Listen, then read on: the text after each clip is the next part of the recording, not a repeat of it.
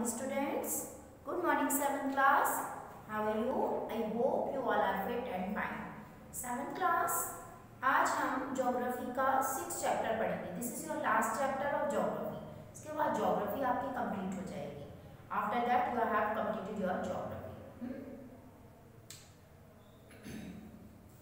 Natural vegetation and wild life. Natural vegetation क्या है, wild life, ये चैप्टर हम अपना नया चैप्टर स्टार्ट करते हैं. यहाँ पे आपको मैंने ब्लैक बोर्ड पे शो भी किया हुआ है कि नेचुरल वेजिटेशन और वाइल्ड लाइफ का मतलब क्या होता है. नेचुरल वेजिटेशन जो प्रकृति की जो वेजिटेशन है, जो प्रकृति ने जो हमें दिया है, और वाइल्ड लाइफ है, ये दोनों चीज कैसे क्या है, इस अर्थ के ऊपर कैसे है, इस चीज के बारे में हम यहाँ पे डीपली पढ़ेंगे कि क्या क्या है आपके पास नेचर ने दिया है और वाइल्ड लाइफ उस पर कैसे डिपेंड है. Natural vegetation and wild life, ये जो है आपको इसका पहले इंट्रोडक्शन लेना है कि इसमें क्या क्या चीजें डिपेंड है, क्योंकि नेचुरल वेजिटेशन और वाइल्ड लाइफ दोनों ही बहुत सारे फैक्टर्स पे डिपेंड करता है कि वो उसमें क्या क्या चेंजेस होते हैं. जैसा फैक्टर होगा वैसा ही वहाँ की वाइल्ड लाइफ होगी, वैसे ही वहाँ का नेचुरल वेजिटेशन होगा. जैसे आप पहाड़ों पे जाओगे, माउंटेन्स पे जाते हैं, तो माउंटेन्स में जाते जाते हमारे को अलग तरीके के कन्वीनियस फॉरेस्ट मिलेंगे, तो मतलब अलग तरीके के पेड़ पौधे नजर आएंगे, अलग तरीके के जानवर देखने को मिलेंगे. तो हर जगह का जैसा वेजिटेशन होता है वैसा वाइल्ड लाइफ होता है. तो इसी तरह से हम पढ़ेंगे कि जो नेचुरल वाइल्ड लाइफ वेजिटेशन है वो वाइल्ड लाइफ दोनों एक दूसरे पे डिपेंड करता है. यहाँ पर आपको Salima was excited about the summer camp में गई है सलीमा, और she was attending, she had gone to visit Manali in Himachal Pradesh along with her classmates. अपने दोस्तों के साथ वो हिमाचल प्रदेश गई है. She recalled how surprised she was see changes in the landform and natural vegetation as the bus climbed higher and higher. उसने क्या देखा कि जैसे जैसे उसकी बस ऊपर की तरफ जा रही है, मतलब पहाड़ों के ऊपर जाती जा रही है, वो देख रही है कि नेचुरल वेजिटेशन में बहुत बड़ा अंतर पाया जा रहा है. नीचे कुछ और था, फिर उसके बाद ऊपर गए तो उसके बाद वहाँ के पेड़ पौधे अलग नजर आए. तो मतलब उसमें वो देख रही है कि कितना चेंज हो रहा है, लैंडफॉर्म में भी कितना बदलाव हो रहा है. कहीं लैंडफॉर्म कैसी है, कहीं पेड़ पौधे कैसे हैं, कहीं कैसे हैं. तो the deep jungle of the foot hills comprising साल और टीक स्लोली डिसअपीयर्ड. उसने देखा जो डीप जंगल में उसे फुट हिल्स में क्या साल और टीक के पेड़ नजर आ रहे थे, वो अब ऊपर की तरफ जाते जाते डिसअपीयर्ड हो रहे हैं, वो क्या हो रहे हैं, गायब हो रहे हैं. She could see tall trees with in the thin pointed leaves. और उसने देखा कि जैसे जैसे उसकी जो बस ऊपर जा रही है तो उसे कैसे पेड़ पौधे नजर आ रहे हैं, पिन पॉइंट वाले, मतलब कि जिसकी जो पत्तियां होती हैं वो पॉइंटेड होती हैं, और वो किस शेप में होते हैं, मतलब वो इस शेप में नजर आ रहे हैं. ये स्लोप मतलब ये वाला शेप होता है, और यहाँ पे पॉइंटेड टाइप के पेड़ पौधे नजर आ रहे हैं. थिन पॉइंटेड लीव्स और कॉर्न शेप्ड के canopies on the mountain slopes पे नजर आ रहे हैं. She learn that those were coniferous tree. इनको इन ट्रीज को क्या बोला जाता है, कन्फेरियस ट्रीज. क्या बोला जाता है इनको, कन्फेरियस trees. She noticed blooms of the bright flowers on the tall trees. उसने देखा कि लंबे लंबे पेड़ों पर बड़े सुंदर सुंदर जो है फ्लावर्स खिले हुए हैं. These were the, इसका नाम क्या है, rhododendrons है ना, जो कि ऐसे फूल है, यहाँ पे आपको पिक्चर में भी दे रखा है. इस तरह के फूल उसने देखे. From Manali as she was traveling up to the Rohtang pass she saw, उसने क्या देखा, मनाली से जब वो मनाली से कहाँ पर देखा, ट्रैवलिंग कर रहे थे, रोहतांग जब गुजर रहा था तो वहाँ पे देखा land was covered with short grass. उसने देखा वो वाला लैंड जो है शॉर्ट ग्रास से कवर हो रहा है और स्नो से कवर हो रहा है. स्नो भी है, शॉर्ट ग्रास है, जहाँ पर बर्फ ज्यादा पड़ती है वहाँ पर छोटी ग्रास होती है. इस तरह के उसने फिर देखा कि कितना डिफरेंस है लैंड में, कितना डिफरेंस है. जैसे जैसे अलग अलग जगह पर जा रहे हैं वहाँ का लैंडफॉर्म अलग अलग होता जा रहा है. तो फ्रॉम सलीमा, यहाँ पे आपको देखा है कि फ्रॉम सलीमा ऑब्जर्वेशन, उस क्या ऑब्जर्व कर रही है, surmise that there is a close relationship between height of land and the character of vegetation. उसने ये देखा कि हाइट ऑफ लैंड, जैसे जैसे हाइट लैंड की जब हाइट बढ़ती जा रही है, ऊपर की तरफ जाते जा रहे हैं, तो उसके अंदर क्या हो रहा है, वेजिटेशन में भी क्या हो रहा है, करेक्टर्स आ रहे हैं, मतलब वेजिटेशन भी अलग होती जा रही है. With the change in height the climate changes and that changes natural vegetation. जैसे जैसे हम हाइट पे बढ़ते जा रहे हैं हमारा नेचुरल वेजिटेशन बदलता जा रहा है. The growth of vegetation depend on the temperature. देखिए वो यहाँ पर मैंने आपको कुछ बताया कि भाई it depends on multiple factor. हमारा नेचुरल वेजिटेशन और वाइल्ड लाइफ जो होती है डिपेंड करती है कि उसमें क्या क्या चेंजेस होते हैं। सबसे पहले तो हाइट ऑफ लैंड, लैंड की कितनी ऊंचाई है उस हिसाब से उसमें चेंज आता है। दूसरा क्लाइमेट, वहाँ की जलवायु कैसी है, वहाँ के जलवायु मतलब जलवायु it means climate, it means कि वो जो चेंज नहीं होता, काफी लंबे समय तक एक ही जैसा क्लाइमेट रहता है, उसको बोलते हैं क्लाइमेट, जलवायु।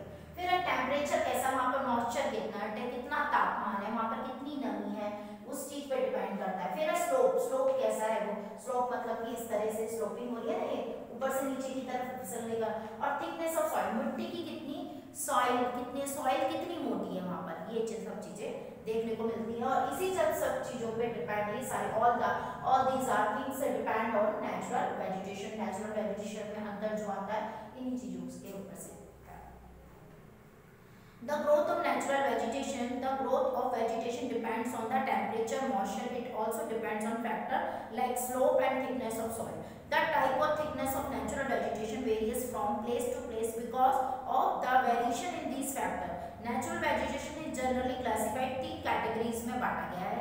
सबसे पहले आता है फॉरेस्ट, क्या आता है, जंगल, ठीक है। विच ग्रो, जंगल कहाँ पे उगता है, विच ग्रो वेयर टेम्परेचर और रेनफॉल आर प्लेंटीफुल, जहाँ पर टेम्परेचर और पानी बारिश प्लेंटीफुल मतलब काफी पर्याप्त मात्रा में बारिश होती है, वहां पर ट्री रहते हैं और फॉरेस्ट होता है। Depending upon these factor dense, वहां पर देखो ज्यादा बारिश होगी तो डेंस होगा, घना जंगल जिसे बोलते हैं वो होगा।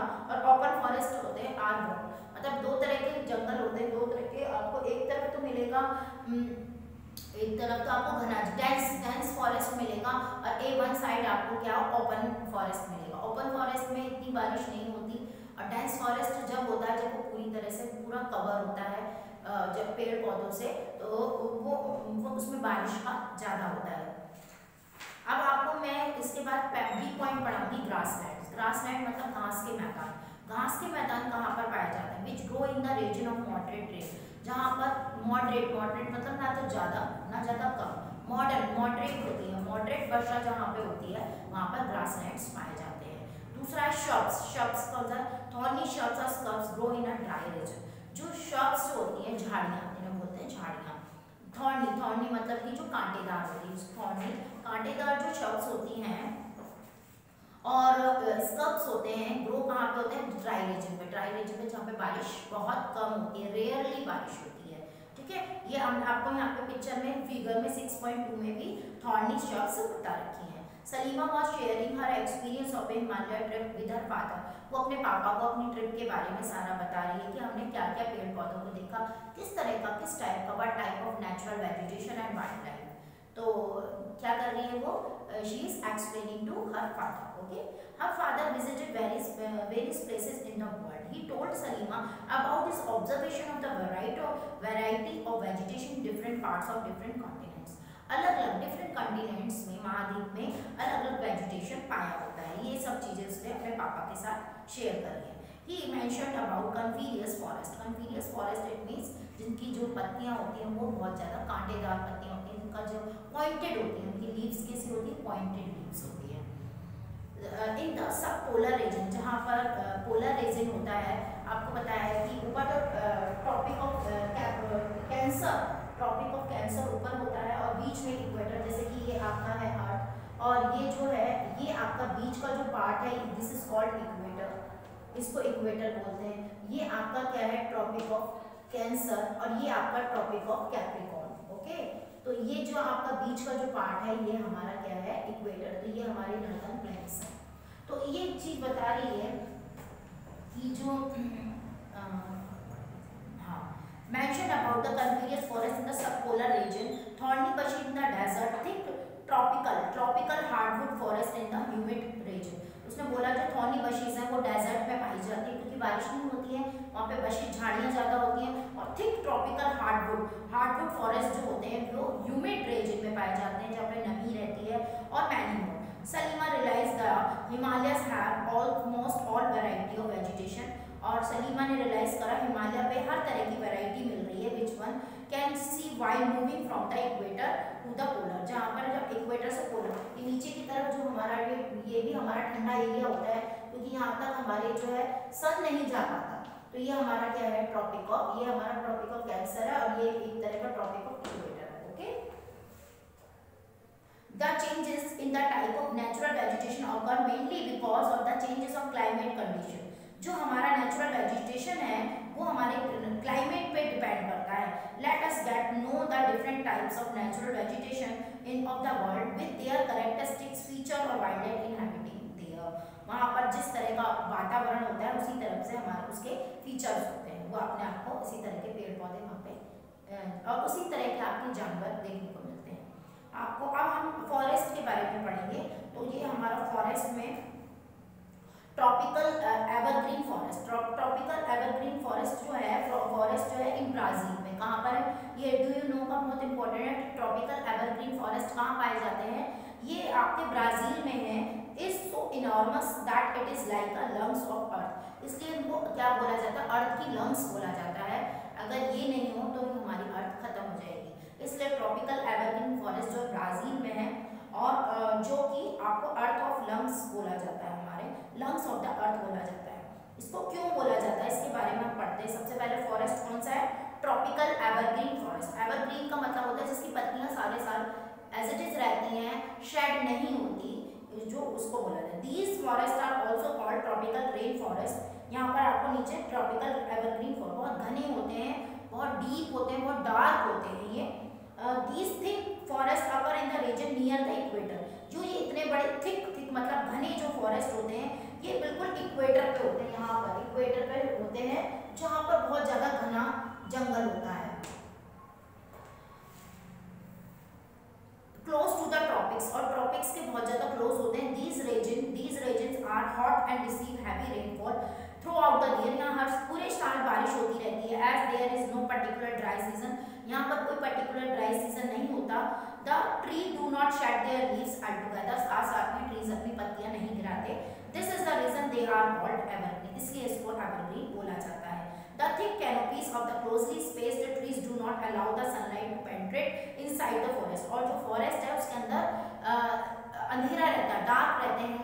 वहाँ नीचे तक लैंड तक जो फॉरेस्ट की लैंड है वहाँ तक सन की लाइट नहीं जा सकती. Even in a day time मतलब दिन के वक्त भी नहीं जा सकते. हार्डवुड ट्रीज लाइक यहाँ पर कौन कौन से ट्रीज, रोजवुड, एबोनी और मैंगनी आर कॉमन हियर. यहाँ पर ये पाए जाते हैं.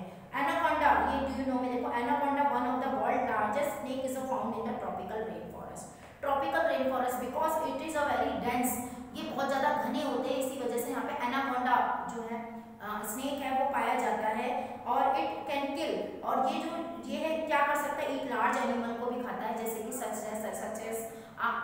क्रोकोडाइल भी अपना शिकार करता है. क्योंकि ये इसी ऐसे जंगलों में ही रहता है एनाकोंडा. क्योंकि ये पूरी तरह से घने होते हैं, इसमें डार्क रहता है, मॉइस्चर होती है, ठंडक रहती है, कोल्डनेस रहती है. तो ये सब चीज़ें हम ट्रॉपिकल एवरग्रीन की हमने यहाँ पे खासियत पढ़ी, इसकी यहाँ पे कैरेक्टरिस्टिक्स पढ़ी. अब हम जब नेक्स्ट लेक्चर में मैं tropical deciduous forest, tropical evergreen forest और टेम्परेट डेसिडियट फॉरेस्ट और मेडिटेरियन वेजिटेशन, कॉन्फिरियस फॉरेस्ट और ग्रासलैंड्स, जितने भी ग्रासलैंड्स हैं, ट्रॉपिकल ग्रासलैंड्स हैं और आपके यहाँ पर टेम्परेट ग्रासलैंड्स है, थॉर्नी बशीज हैं जिसमें टुंड्रा आ जाता है. तो ये सब आपको मैं डिटेल में आपको कंप्लीट करा दूंगी. मैंने आपको फॉरेस्ट में ट्रॉपिकल एवरग्रीन फॉरेस्ट बताया, ट्रॉपिकल डेसिडियस फॉरेस्ट और इसके बाद में कंटिन्यू करूँगी. पेज नंबर आपके 41 से मैं आपको कंटिन्यू करूँगी. तो आप जितना भी इस चैप्टर को पहले फर्स्ट ऑफ ऑल इस चैप्टर को बहुत अच्छे से रीड करेंगे.